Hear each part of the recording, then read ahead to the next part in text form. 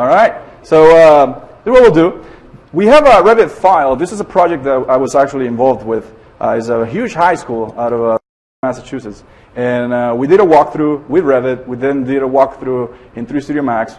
And the idea was kind of a pre-bid, trying to win the project, and they actually won. So the cool thing was the ability of using that same asset and to make it in a way that you can navigate it more interactively. So here, I have the library. Let's start with this one. These are all, by the way, the executable files that I've exported out of Unity. It will take a second to explain how easy it is to export the files. If you notice, it's an executable file, so it means that you don't need anything. Just double-click on it, and you're up and running. And this is cool because you can have a preset window up front telling you how you want to play it, window or not, like full screen. Let's say full screen. And what kind of quality? Simple, fantastic. So let me choose fantastic. So you can choose, so check this out. Actually, I should have chosen a smaller one. Depending on your graphic card, be careful. If you choose fantastic, it's going to kill you. Here, let's see if I can, oh, there you go. Now it works. So, good. So here, you can have the model. And again, right now I set it up in a way that I want to show kind of a night scene, kind of section. So if you notice, I created a few parameters here. I can check off on and on. Do you see this? You can also, and you want to see kind of a little paranormal activity. Here, check this out.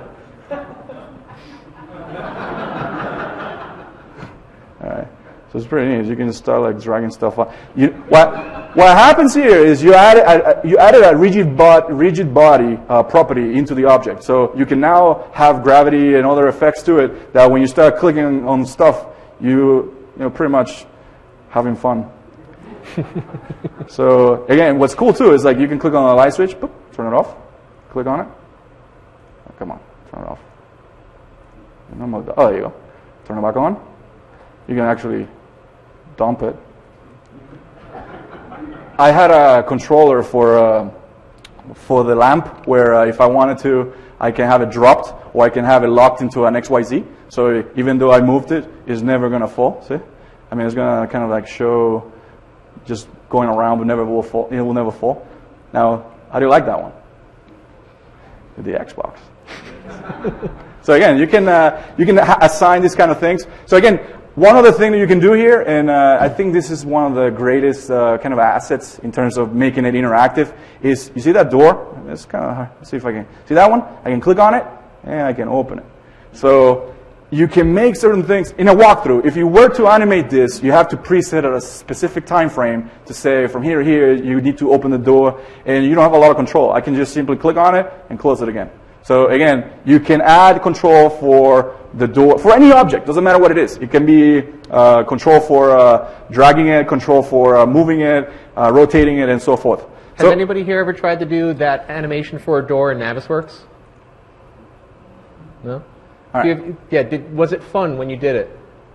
Exactly. This is just really dragging a script onto the door and telling it what you want it to do. So can you do it in other programs? Yes. Are they always as immersive as you'd like? Not always. Because that's not necessarily what Navisworks was made for. It's one of the great features it can do. Mm-hmm. All right. So within the Unity store, you already have the asset that you can bring in that is the door open asset? Yep. We actually have a slide later on that shows exactly that. I'll show you. It's just how... Oppa Gangnam Style! Gangnam Style! Whoop. You know what I did there? Oh, you saw what I did. So what was supposed to happen? That was funny.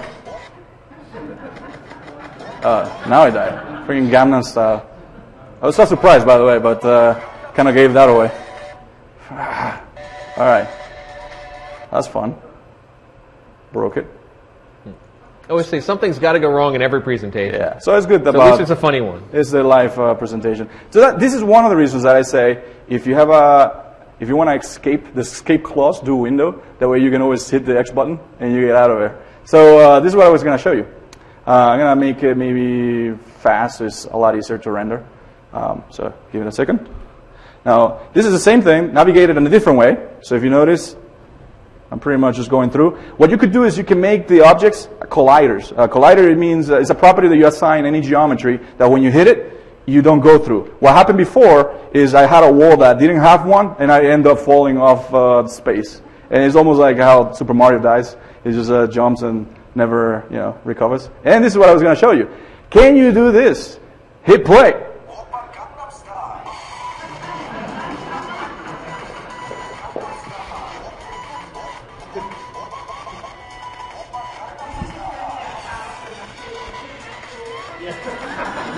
Stop that, right? Okay. Yeah. Anyway, so you can go around. You can see your project. I mean, you can use both control. I mean, the navigation wheel. So it's easy for you to change things. How good the quality is based on how much time you spend with the textures and the lighting. And this is something that we kind of throw together a little bit fast. But it gives you an idea of how you can navigate through that model. Again, if you were to open that on, see how easy it is. Just give me 1 second so you can see it. A different video, probably. We started with different variations. So if you downloaded our manual, it's already have so many revisions on it. But you'll get those, don't worry. Everybody's seen like in the old days, you drive down the highway and you'd have that billboard, and then after a few years, you'd see the billboard kind of falling down. Now you're seeing digital billboards. So if you want to actually show a client, yes, you can see this as you drive by, and if you're trying to sell it to somebody, you can show this is how long of a time frame you can expect your billboard to actually show your specific information. We have some clients that have done interactive elements in New York City, and you have got a lot of the different media going on. So it's just a method that if you want to show things happening in the background, there's just more media and more information to kind of take in. And it could be funny as well.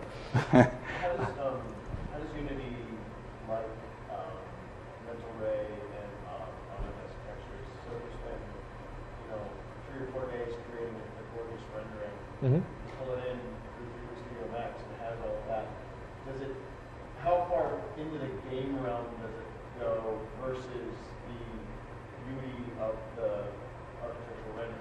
Oh, it can be fantastic. If you're a little patient, I'll show you something that will blow you away. But not to set expectations, but just to have just so you can see the quality. We actually show there's light mapping, ambient occlusion, and a lot of the things that you have in memory. And ideally, you want to bake those in, so all of those can be baked into the geometry once you export it. So that will be a kind of an easy solution. But if you want to, you can also have certain aspects within Unity that you can change the same way that memory.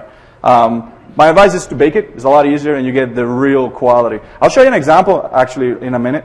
What I want to show you here is the following, which is let's see, is how easy it is to just change things like textures. And I know Peter touched on it, but here. So let's say I dragged from outside a texture that I have, I don't know, let's say here. So from maybe something that I don't have in my scene.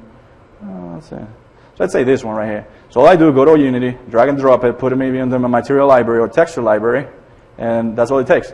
It'll read it automatically, put them in the right folder, and then all you have to do is, and I can't remember which one it was now, but you can just drag and drop it. Well, make sure you select the object, which, I think I'm on... Is that copying the material into the Unity project, or somehow linking it back to the original JPEG that's on the folder? It creates, Unity creates a folder structure.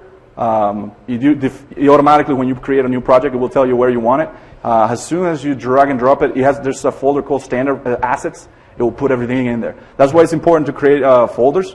And that way those folders, if you create them here, it's the same way as if you create it outside. It automatically knows when you change things. But it does literally copy it. So like there still would be, like if that imagery was on your network server, this is your office library of materials, there would now be a copy of that in the specific Unity folder here. And one of the things that we haven't gotten to yet is that you never want to move things in that Unity assets folder outside of Unity. So it's kind of hard-coded as to find it in this location. And if it's not there, you can kind of see on the bottom there's a little bit of an error in yellow. it'll let you know about that, and then you can try to correct that or fix that or just repoint it to something different. Any issue with moving Unity folder from It's server to laptop? it's relative pathing, so as long as you take the whole project together, you'll be okay.